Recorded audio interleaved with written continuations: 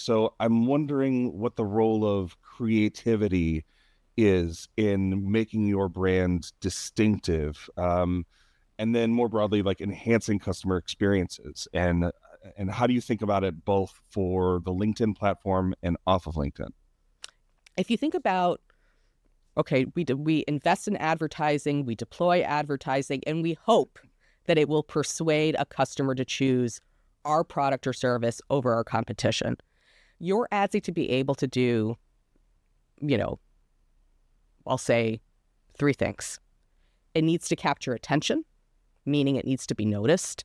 So, on the LinkedIn platform, we think of that as, is that thumb-stopping content, knowing that most members on the platform are consuming or viewing content on mobile. So does it capture attention? Then secondly, so this gets to this idea of distinctive brand assets, is it attributable to your brand, right?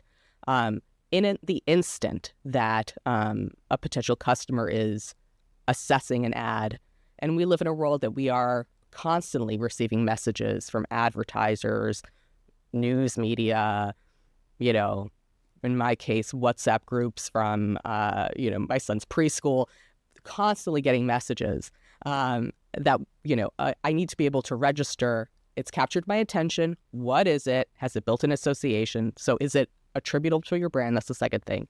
And then because we're talking about marketing and advertising and persuading someone to purchase, does it link to a relevant buying situation, right?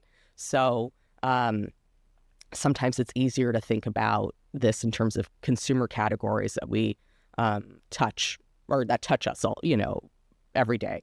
So, we talk about attention, branding, linkage, and then does all of that come together to build equity? So positive sentiment for your business through the exposure to the ad. So we often think about creativity as being very subjective, or do I like the ad? How does it make me feel? But an ad has to achieve all of these things to be effective. So it's very systematic.